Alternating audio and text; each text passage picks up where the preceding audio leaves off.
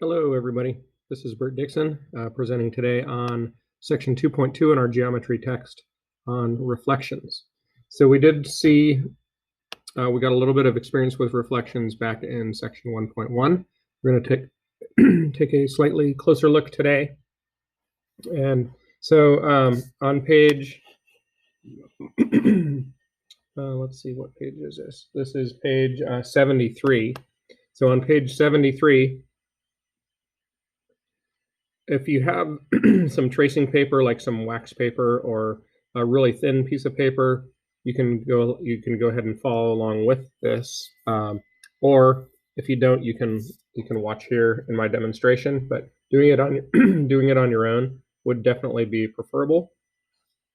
And so I'm going to show you here what the demonstration is doing. So we have a line, we'll call it L, and we have a figure. It's not a rectangle or parallelogram or anything, it's just a random four-sided figure. And what we're going to do is we're going to reflect this figure across the line L. And so a way that you can do that with tracing paper to get a perfect reflection of this figure across line L is we can fold our paper right on line L. And notice that you can see the reflection through the paper. So even when I turn it the other way, I can still see the reflection. And so now I can use a pencil and mark the new location.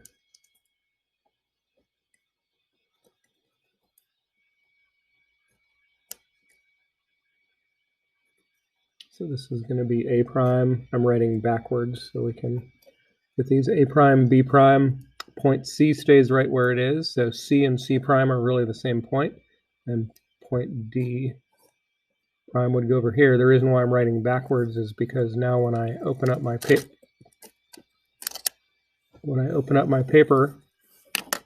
and flip this over, now we'll be able to see the reflection of the original figure. So A, B, C, D is on the left, and A prime, B prime, C prime, D prime is on the right. And so I'll go ahead and just darken that in a bit.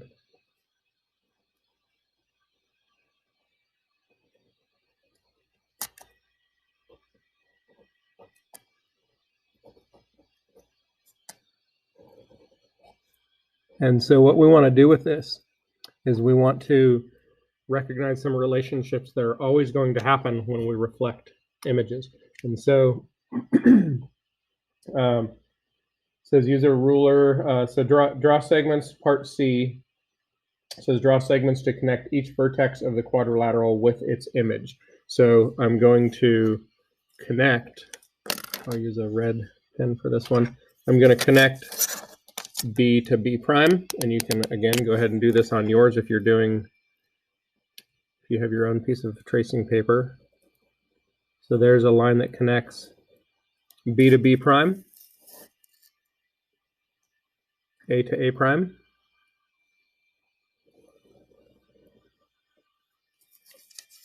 and D to D prime.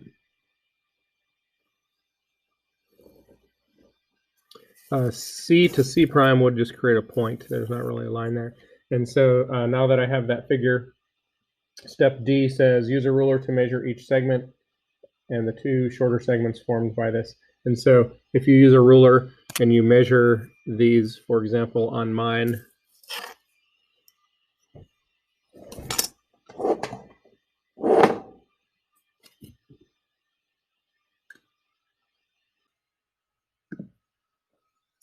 so if I measure this piece that looks like 2.1 centimeters, that's from B to the middle. And then from there to there is also 2.1. And then this side of line L is 4.6. And this side of line L is also 4.6. And so what we realize after we get done measuring all those, this one is looks like 2.7. Yours is obviously going to be different if you started with a different figure, but what you should recognize is that both the left half and the right half are the same for each of these reflections, and that's going to happen with every reflection. So that means the point where line L intersects BB prime is the midpoint. So the line L actually bisects line BB prime and line AA prime and line DD prime. There's another thing that we want to recognize if you take a good look at this. If you look at angles, one thing that is true, I don't know if it's easy to see on the video here, but the red lines are all perpendicular to line L. So perpendicular means they form a right angle. And we can make a right angle, a 90-degree angle, by putting a box in the corner. That's the symbol that we use to indicate that that's a right angle. And that's a right angle. And that's a right angle. So all three of the red lines are perpendicular to the line of reflection. Okay, so those are two really important observations that we should make. And now we'll go back to our text and write down those observations. So I have it, what do you notice? I'm going to write it down here as a conjecture. So when point D is reflected across, when point A is reflected across line L to point A prime, two things happen. So the first thing we noticed is that line L bisects A prime, the segment A prime. And L is perpendicular to A prime as well. So those are the two main things that we noticed, that the line L bisects the segment that we get when we connect A to A prime, and it's also perpendicular. Okay, so we're going to use those concepts to do some reflections on graph paper. And so in example 1, excuse me, we're going to use slopes. Now, one thing you might remember from algebra is that when you draw perpendicular lines, the slopes have opposite reciprocals. So if one line has a slope of, let's say, 5, then the perpendicular line would have a slope of -1/5. So perpendicular lines have opposite reciprocal slopes. So we're going to use that here because we know that when we connect A to its image A prime, we need a perpendicular line. And so line L has a slope of -1. So the perpendicular line to that has to have a slope of +1. And so from point A, we go up 1/1, up 1/1, and then that took 2 steps to get to the line of reflection. Now we go the same distance on the other side, up 1/1, up 1/1. So we can do the same thing for point B if we draw a line with a slope of 1 from point B. And we're going up 1/1 to hit the line of reflection. So up 1/1 gets us to our new point, B prime. And then we'll do the same thing for C. Draw a line with a slope 1. Up 1/1, up 1/1. This one just goes up 1/2 over 1/2. So it was 2.5 steps to get there. So we go, there's our half step, plus 1, plus 2. And so point C would be here. C prime, that is. And so our new figure is A prime, B prime, C prime. And that is the reflection of ABC. So we're using that concept of slopes to get that. If that was a little confusing, don't worry too much yet. We're going to do more examples, give you more time to try out this concept. Okay, so let's look at step B on the next page. So we're on page 75 now. Okay, so again, we need to understand that perpendicular lines have opposite reciprocal slopes. So line L in this diagram has a slope of up 1 over 2, up 1 over 2, and so on. Okay, so it has a slope of up 1 over 2, so that's 1/2. So the perpendicular slope to that would be m equals -2. Okay, so from point A, we know we're going to need to have a line that has a slope of 2. So that's down 2 over 1, down 2 over 1, down 2 over 1. So here's a line that has a slope of 2 and goes through A. And it only takes down 2 and over 1 to get to the line of reflection. So that only took really one step, or one slope triangle. And then we do another slope triangle on the other side. Because of those two facts that we talked about, using the slopes gives us the perpendicular line. Counting the boxes gives us the same distance. So now we know that this distance and this distance are the same. So here's the location of point A prime. We can do something similar for point B. Again, the line from B to its image B prime has to be perpendicular to 1/2, so it's got to have a slope of -2 also. And so if we draw a line with a slope of -2, that would look like that. And now we need to count boxes. How many boxes did it take? How many slope triangles did it take to get to L? So we go down 2 over 1, down 2 over 1. So that took 2 slope triangles to get to L. So now we go 2 slope triangles on the other side. Down 2 over 1, down 2 over 1. There's my location for B prime. Point C is on the line, and so it doesn't go anywhere when we reflect it, or if you imagine folding your paper like we did with the tracing paper, point C is going to stay in the same spot, so that's also C prime. And so now we're ready to connect A prime, B prime, and C prime.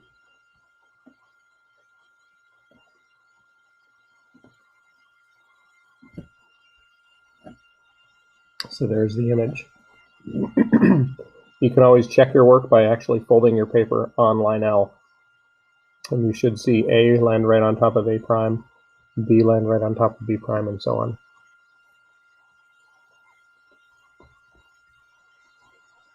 Okay, so here are 2 to try by yourself. So give 5 and 6 a try. So you're going to pause your video, see if you can reflect those using the slopes.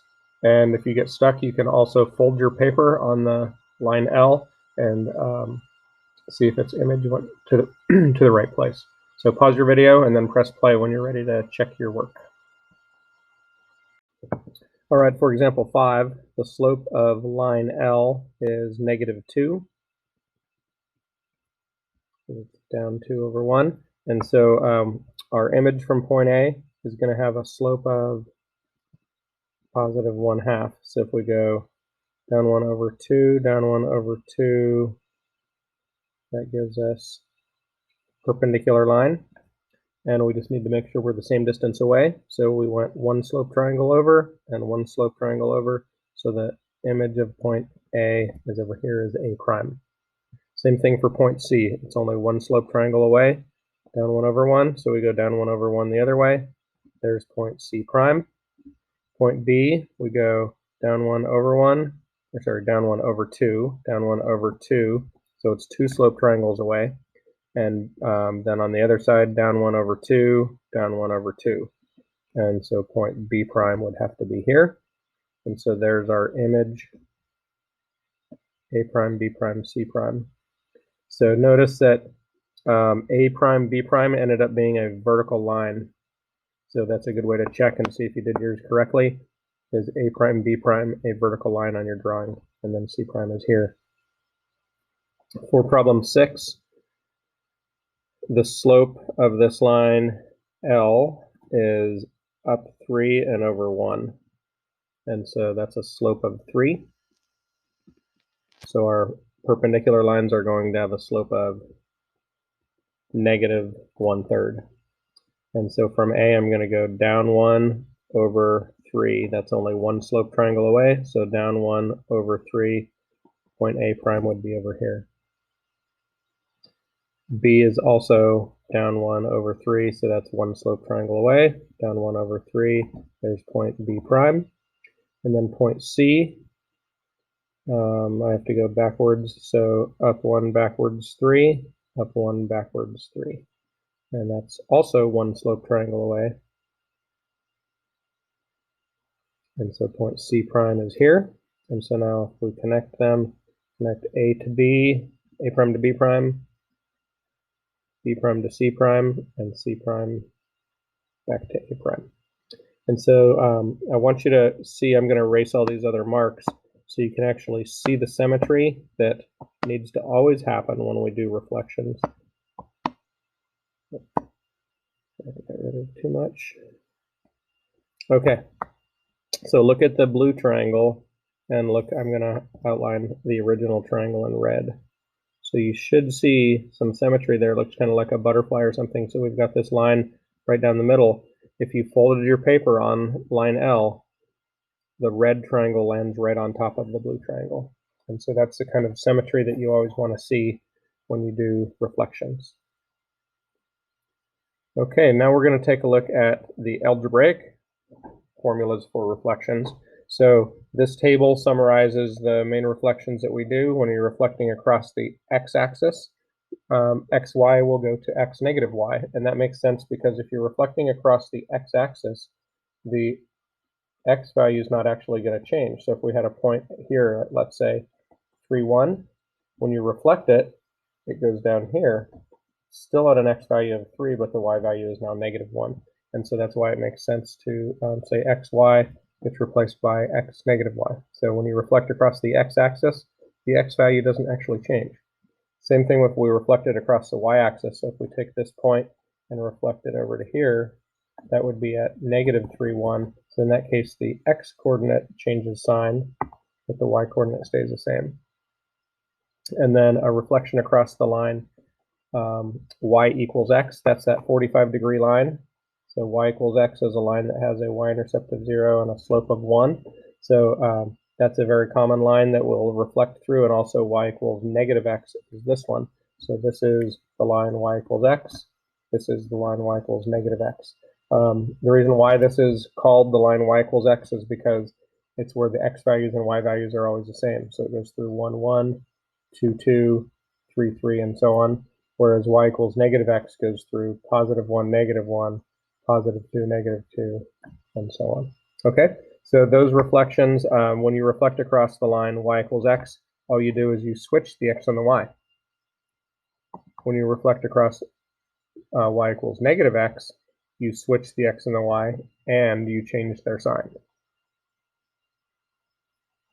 Okay, so in this example A, you have the point 1, 2, 1, 4, and 3, 3. When you reflect across the y-axis, remember up here we said all you have to do is change the x-coordinate to the opposite. So point 1, 2 goes to negative 1, 2. Point 1, 4 goes to negative 1, 4. And point 3, 3 goes to negative 3, 3. So all you did is change all the x-coordinates to the opposite, and the y-coordinates stay exactly the same. And then you can see that that does look correct in the figure. That's a reflection across the y-axis. Okay. For example B, this time we're going to reflect across the line y equals x. So I'm going to sketch that on the graph. Y equals x looks like that. And we said that when you reflect across y equals x, xy, just switch places, y, x. And so 2, 0 would go to 0, 2. 2, 2 is still 2, 2. 5, 2 would be 2, 5. And 5, 1 would be 1, 5. And so if you plot those points, our original figure is at 2, 0, 2, 2, 2, 5. Oh wait, 5, 2. And 5, 1.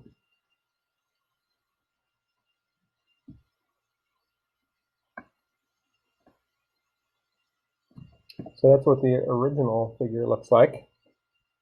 And then if we graph the image, we got 0, 2, 2, 2, 2, 5, and 1, 5.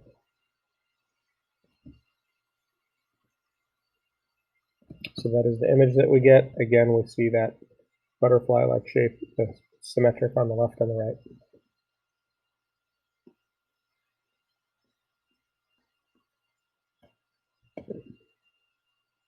Okay, so I would like you to try number 9 right now. Pause your video, plot the points for number 9, the original and the image, and see how the graphs compare. Press play when you're ready to see the solution.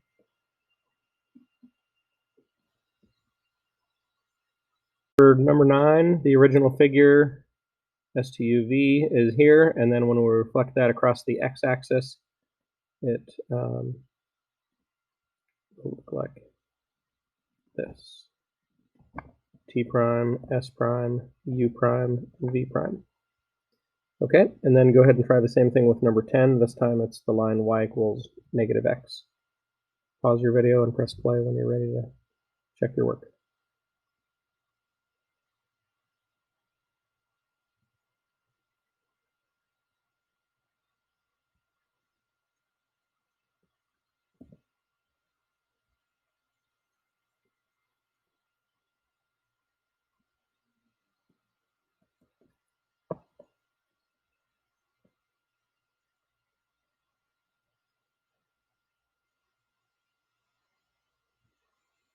Okay, so ABC looks like this.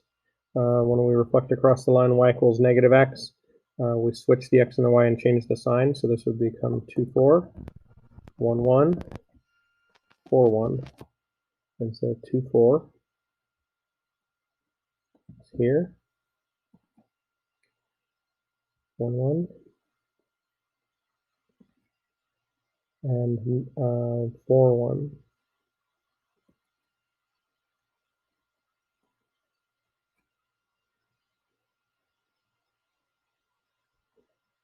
And that is our image. The last thing we're going to look at today is how do you find a line of reflection if you have the two figures. And the easiest way to do that is to just draw the line that connects A to A prime, B to B prime, C to C prime, and then draw the line and see if you can write the equation. So if we connect B to B prime, the midpoint is there. If we connect C to C prime, the midpoint is there. And so if we connect those, we have a line that has an equation y equals, the slope is 1 and the y-intercept is 0, so that's just y equals x. See if you can find the equation of the line for problem 13. Pause your video, write the line of reflection.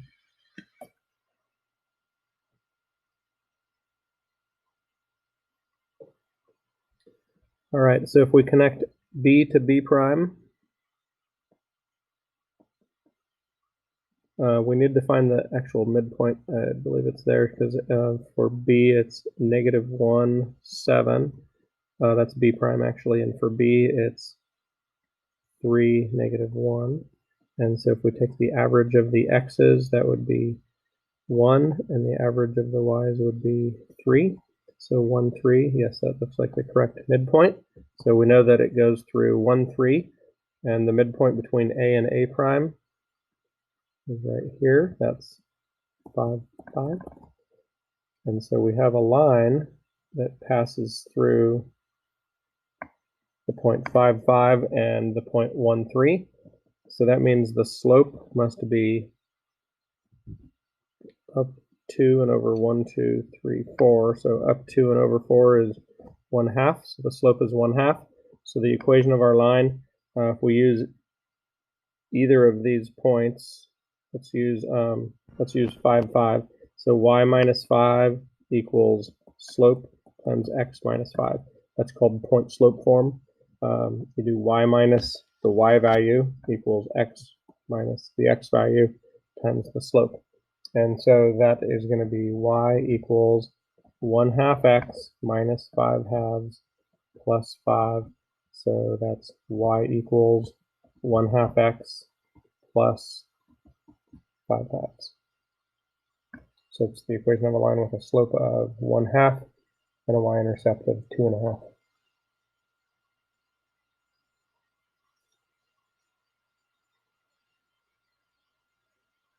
that's it for today's lesson. Have a great day.